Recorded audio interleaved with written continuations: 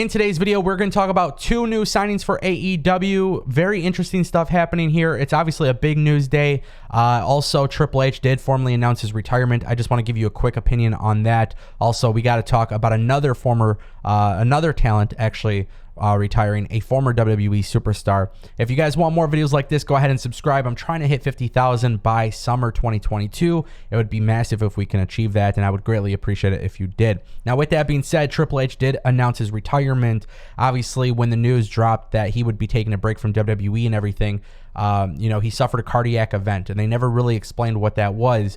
Now, Triple H detailed this in an interview with Stephen A. Smith. We talked about it in an earlier video today that they were supposed to announce his future. Basically, Triple H is forced to retire. He's not going to be able to wrestle with a defibrillator.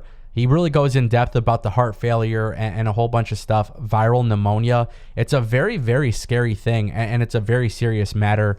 He did have a genetic heart disorder. So he kind of details all of this, and it's just really insane, and even a little bit emotional too. So if you watch it, it's aired on ESPN First Take, and then the first interview will be revealed tonight on ESPN Plus. So for those who are trying to have this conversation of like, oh, Triple H got buried by WWE, Triple H is going to go work for AEW, he's going to go run ROH. Enough of that shit. We don't need to be talking about that. Because that's not part of the equation. That's not part of the equation whatsoever. And for once, I think people need to pay attention that everything happening with Triple H is on a much bigger level than actual pro wrestling. And it's important that people understand that. Now, Triple H isn't the only one retiring. Former WWE superstar Dirty Dango, aka Fandango, is retiring from pro wrestling. He announced on Twitter that in a couple months he will be saying goodbye to pro wrestling forever. Now, is that actually going to stick? I don't know. With pro wrestling, a lot of people retire and never come back. Fandango was released by WWE. Fandango has been announced for Control Your Narrative, so we know he's going to show up there, but it appears we shouldn't get this idea that he's going to be sticking around anywhere long term. Now, I thought Fandango was great in WWE. I really loved when he wrestled Chris Jericho. I know a lot of people weren't a fan of that. I was. I just thought Fandango was incredibly talented, and it kind of sucks to see how things have panned out, but it is what it is. Hopefully retirement treats him well, and who knows what he gets into next. I think there's a lot of opportunities for pro wrestlers to do things outside of wrestling, and I hope maybe Fandango sticks around for something involved in wrestling, even though he may not be actually wrestling. I don't know. It'll be very interesting to see how things go, but it is something to definitely talk about. And then also keep in mind, he didn't give us a set date, but he said in a couple months. So just to kind of give you an idea, it's something to pay attention to. All right, guys, now we got to talk a little bit about some AEW signings. There's two of them. The first one I want to talk about is one that we have been talking about for a while. Fightful Select did drop another report on this, so this is, of course, an update. Fightful Select has reported today that several sources have indicated the working plan is for Jonathan Gresham to sign with AEW and ROH, and noted that he is expected to work AEW dates. They've also heard discussions to integrate Supercard of Honor into the announcement of the deal being made, although that has yet to be confirmed.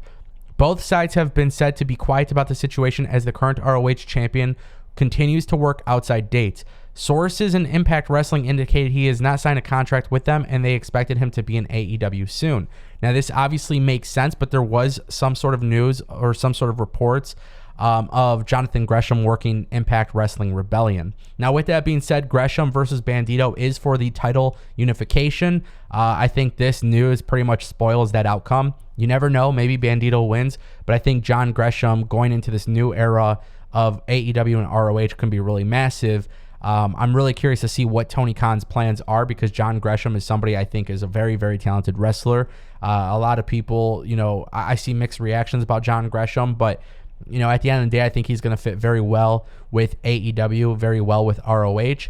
I expect him to be the world champion going into the new version of ROH. And on top of that, I think it's important for people to realize that John Gresham also working AEW, it might tease some sort of ladder system, right? Think of a ladder. You go through ROH, kind of like NXT to WWE. You drop the belt and then eventually move to the main card or the main roster. And I think John Gresham could do something temporary in ROH, maybe one or two programs, and then have him start showing up on AEW television. I don't know. It's going to be very interesting to see how that plays out, but I am really excited about that. It's not something that's necessarily shocking. We've been following the story of John Gresham. Obviously, there had been meetings and stuff like that, but I think John Gresham is great, and I think AEW, I think AEW is going to do a good job with him. Now, do they use him for specifically AEW? Well, according to this report, he is expected to work AEW dates. I would like to keep him in ROH for now. Until the time is right. All right, guys. Now, Tony Khan is no stranger to teasing big debuts. This is happening quite often, right? The Rampage ratings go up, they go down. When they go down, there's a new announcement. Same thing with Dynamite, and that's something that AEW has been doing a lot of recently. And you guys know at this point, I've kind of gotten okay with the idea that AEW is signing new talent, right? Because of the acquisition for ROH. Now, Tony Khan today was speaking on Outlaw Nation, and during the show, he mentioned, because he was asked when he might sign one of these female talented wrestlers that were released, he actually says he'll have more information on this for Rampage tonight. Yes, I'm not going to say who, but yes, it's a good question. Without naming any specific names or spoiling anything, I will tell you yes. As far as rhymes or spellings or anything else, I can't tell you that, but what I can tell you is I'll have more info on when and where you might see a new women's wrestling star debut in AEW. I'll give you more info on that tonight on Rampage. So he is expected to announce the debut of female talent. My guess is it's going to be Toni Storm, Ember Moon, or Mia Yim. Now, keep in mind, you also have Taya Valkyrie, and you have, you have Taya Valkyrie. Technically, Tessa Blanchard is with WoW, but there's always that opportunity too if Tony Khan ever decides to open that door, which is very unlikely. But there are a lot of female stars who have not been signed yet. My only concern, really, and this is something I feel like I'm reiterating too many times in my videos, but it's just become a thing.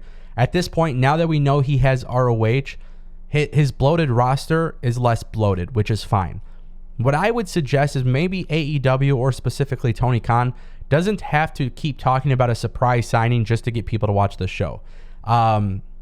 I know why he does it. He's obviously trying to get ratings and he's trying to get people to tune in, and that's totally fine. I don't even necessarily disagree with it. I just think from a fan's perspective, it would be really nice to have Tony Khan just simply debut a person and that's it. It's really nice when it happens, when it happens on television or on a pay-per-view, when somebody just shows up, and one of the things I mentioned, I tweeted it out on my Twitter account, but in NXT, Triple H would have wrestlers sit in the crowd and the camera would pan to him and it's like, oh, who is this? Why is he here? Obviously, they're announcing the new signing. I wish AEW would just get a little bit more creative in the way that they promote their new signings or something, because, I just think this whole thing of I'm going to appear on a podcast, or, hey, I'm going to put out a tweet telling people, hey, you should watch my show because there's going to be something newsworthy. That's cool. At this point, you have ROH, so now I'm not even too bothered that you're signing a lot of people. I just want you to use these people. Who is it going to be? I think it's Toni Storm personally, but Mia Yim, Ember Moon, Toni Storm. I can't imagine AEW not signing any of, or they should sign all three of them. Really, is what it comes down to.